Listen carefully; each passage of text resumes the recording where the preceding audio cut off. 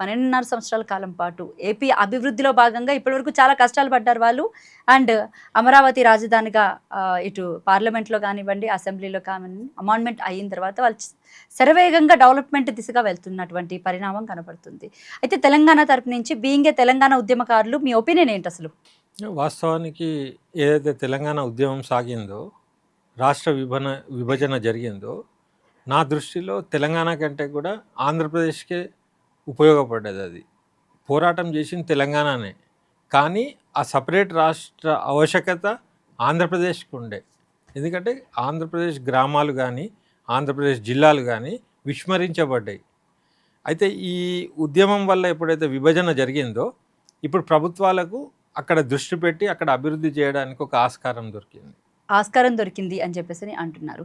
అయితే ఈ మధ్య కాలంలో అంటే బేసిక్గా మనం హైదరాబాద్ కోల్పోతే నష్టపోతారు అని చెప్పేసి ఉద్యమం సమయంలో చాలామంది ఆంధ్ర వాళ్ళు అన్నటువంటి మాట.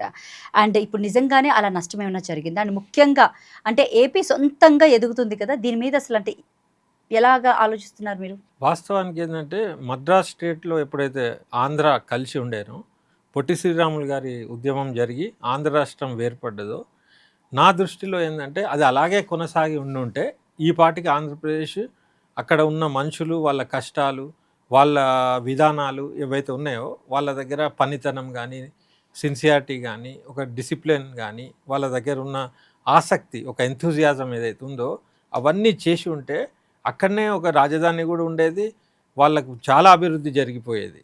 అయితే ఎప్పుడైతే హైదరాబాద్ స్టేట్తో కలిసి ఆంధ్రప్రదేశ్గా మారిందో అప్పుడు ఇద్దరికి కూడా ఆ కలయిక నష్టపరిచింది వాస్తవానికి. అంటే ఎక్కడ బేసిక్గా ఉద్యమం అనేది మొదలైంది? ఇప్పుడు మెడ్రాస్తో విడిపోయిన తర్వాత, తెలుగు రాష్ట్రాలు ఏర్పడిన తర్వాత ఈ తెలుగు అనే నినాదంతో ఎప్పుడైతే వచ్చిందో, మరి తెలంగాణ అనే ఉద్యమం మళ్ళీ ఎక్కడి నుంచి మొదలైంది అసలు? వాస్తవానికి ఏంటంటే హైదరాబాద్ స్టేట్ అనేది సపరేట్ దేశమే ఉండేది, తర్వాత రాష్ట్రంగా మారింది హైదరాబాద్ స్టేట్. మద్రాస్ స్టేట్లో మన ఆంధ్ర ఉండే అక్కడ. తర్వాత ఎప్పుడైతే తెలుగు మాట్లాడే వాళ్లకు సపరేట్ రాష్ట్రం ఇవ్వండి అని చెప్పినప్పుడు రాజాజీ అప్పటికప్పుడే ఆయన ఇచ్చేశాడు, విభజన చేసేసాడు. అయితే ఈ ఆంధ్రాకి ప్రాబ్లం ఏంటంటే ముందు నుంచే మద్రాసు నుంచి వేర్పడగలిగినారు. వేర్పడడానికి అక్కడ ఉద్యమం కూడా చేయవలసి వచ్చింది. ఒక మనిషి ప్రాణత్యాగం చేశాడు, నిరాహార దీక్ష చేయవలసి వచ్చింది. అయితే అక్కడ మద్రాసుతో విడిపోవడానికి పోరాటం చేశారు.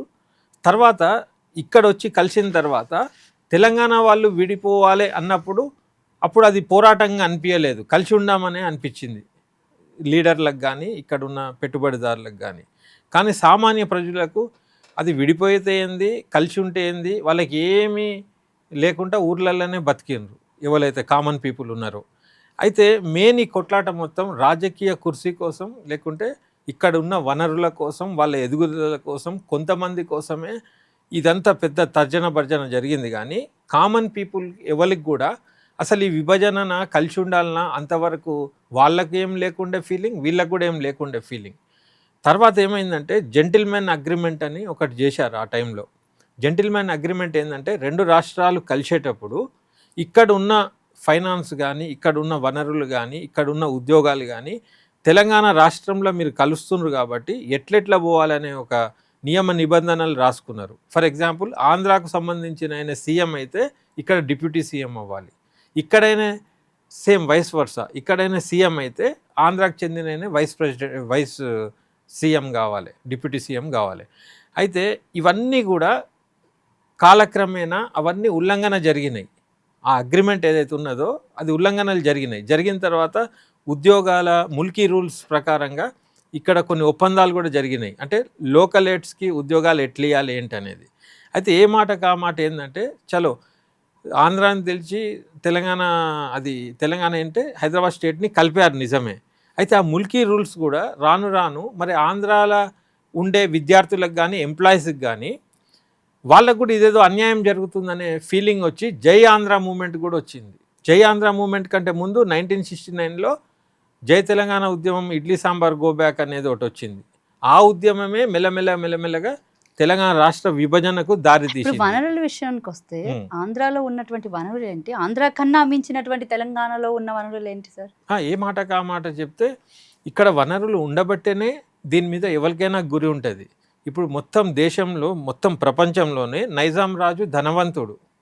ఇక్కడ ఉన్న వెదర్ కండిషన్స్ కానివ్వండి, ఇక్కడ ఉన్న సౌలతులు ఏవైతే ఉంటాయో అవన్నీ కూడా కొద్దిగా అట్రాక్టివ్గా ఉంటాయి అన్నమాట. కాబట్టి అప్పుడు మార్వాడీలు కానీ గుజరాతీలు కానీ ఇదొక కాస్మోపాలిటియన్ అట్మాస్ఫియర్ ఉన్నది ఇక్కడ.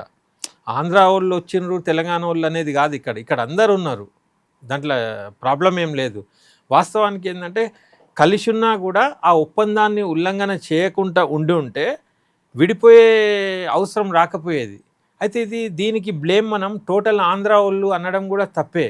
ఆంధ్ర సామాన్య ప్రజలు ఎవరి ఊర్లో వాళ్ళ వ్యవసాయం, ఎవరి వృత్తులు వాళ్ళు చేసుకుంటూ వాళ్ళు చాలా మంచోళ్ళు. నాది కూడా +1 +2 విజయవాడ ఈడుపుగల్లు సిద్ధార్థనే.